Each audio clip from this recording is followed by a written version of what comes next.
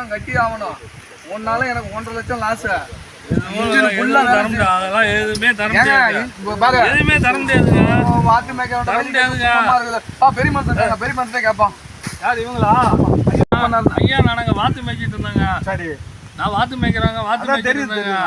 உள்ளூர் தெரியுது. ஐயா அந்த பக்கம் வந்தாருங்க. சரி, இந்த பக்கம் போறதுக்கு தடை இருக்கான்னு கேட்டாருங்க. சரி, தடலாம் இருக்கு போங்கன்னு சொன்னாங்க. சரி, இது என்ன தப்பு? ஒன்றும் பிரச்சனை இல்லை. ஓன்னு சொன்ன கொடுமைங்க. அவ்வளோதாங்க.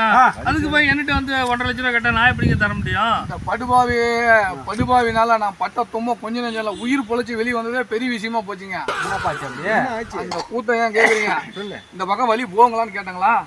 இவரு போகுன்னு சொன்னாப்படி. சரி, வாத்து மேய்க்கணுன்ற ஐடியா கேட்கக்கூடாதுங்க, வழி கேட்கக்கூடாதுங்க. இன்னைக்கு தான் ஆளால் தெரிஞ்சு மரியாதையா பேச சொல்லுங்கய்யா.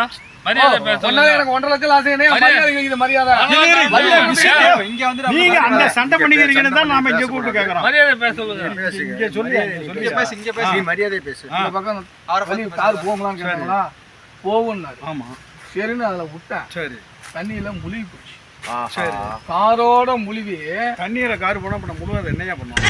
பெருசு உனக்கு தெரியணும்ல, தண்ணி தெரியணும். அண்டையில உனக்கு அறிவு வேணுமா வேணாமா? இரு, வாத்து மேய்ச்சிட்டு போய் ஐடியா கேட்கலாமா? அதோட கேக்குதுங்க. தண்ணி இறங்கி பார்த்துல போகணும், இறங்காத நீ பக்கத்துல உள்ளூர்காரரு ஆள் இருக்காரு. ஏன்னா ஒரு 1/2 அடி, ஒரு 2 அடி 3 அடி தான் இருக்கும், கார் போயிடும் அப்படின்னு இவர்கிட்ட கேட்டுட்டு தான் விட்டேன். சரியா, போதில் நான் இங்கதாங்க வாத்து மேய்ச்சிட்டு இருக்கிறேன். இந்த தடத்துல தான் வாத்து மேய்ச்சிட்டு இருக்கிறேன். சரி, ரவோண்டு என் வாத்து தடத்துல போகுது இல்லைங்கய்யா. என்ன நினைச்சிட்டான் நம்பாது? இத்தனை சோட்டு வாத்து அது மேல போகுது.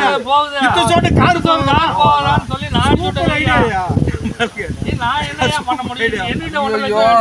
வாத்து மேய்க்கிறவன் தான் சரி இல்லைன்னா பார்த்தா இந்த ஊர்ல பைசல் பண்றவனும் சரி இல்லை. எல்லாம் மெண்டல் கொடுத்தவனும் ரொம்ப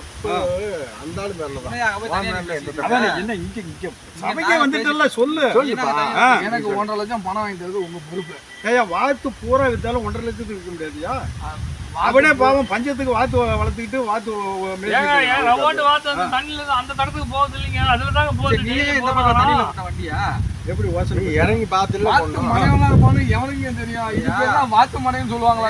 புரிஞ்சுக்கிட்டே உனக்கு மெட்ராஸ்ல வாத்துன்னா என்னன்னே தெரியாது. நம்மளுக்கு எதுக்குங்க வாத்து? இப்ப தெரிஞ்சுக்க, எப்பயுமே பிராக்டிகலா தெரிஞ்சுக்கிட்டா தான் நம்ம அப்புறம் புத்தி வரும் நம்மளுக்கு. அந்த ஆளு தான் உட சொல்றாங்க. வாத்து மேய்ஞ்சிட்டு போகுதுங்க, மேய்ஞ்சிட்டு போகுது. வாத்து போகுதுல உன் காரும் எப்படியா முழுது? என்னையா பேச்சா இருக்க? ஏன் வாத்து போயிட்டே இருக்கு, உன் காரு முழுதுனா நான் என்ன பண்ண முடியும்? வாத்து போவோம், காரு போகுமாயா? யோ, என் வாத்து போகுது இல்லையா பாரியா? அங்க பாரியா வாத்து போகுது தண்ணியில. என்ன வாத்து போவான், காரு போமா? அது உனக்கெல்லாம் தெரிஞ்சிருக்கணும். தெரிஞ்சு நீ காரை விட்டுற கூடாதுல்ல. வாத்து மடைங்கிறது இப்ப இந்த ஆளா தான் எனக்கு தெரியும் தம்பி.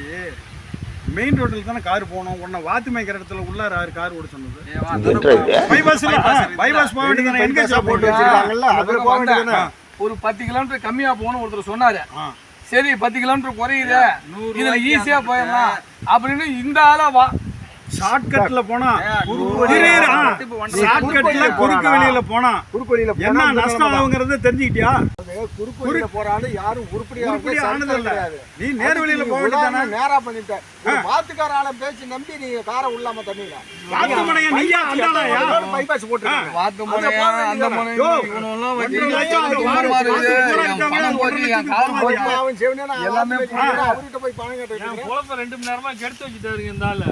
அந்த பாவம் சட்ட துணி பண்ணி இல்லாத வாத்து வச்சு அவனை பிடிச்சிட்டு 1.5 லட்சம் கொடுறானா? யாரும் ஒண்ணும் பண்ண முடியாது. தப்பு இல்ல, போ. வந்தாலும் தண்ணியில விட்டதுக்கு. ஆமா, அதெல்லாம் வந்து வாத்து போகுதுன்னா இதுல இருந்து ஒண்ணு தெரிஞ்சுக்க. போகுது குறுக்கு வெளியில கார் அதோட போகுமா? குறுக்கு வெளியில போனா எவ்வளவு நஷ்டம் ஆகுங்கிறது இப்ப தெரிஞ்சுக்கணும். நேர் வழி தான் கேட்க மாட்டேங்கிறாங்களா? அனுபவிச்சாதான் தெரியும். எல்லாம் குறுக்கு வழியில தான் போகணும்னு ஆசைப்பட்டா அனுபவிக்க வேண்டியது. வேற ஒண்ணும் பண்ண முடியாது. சரி, போலாம்.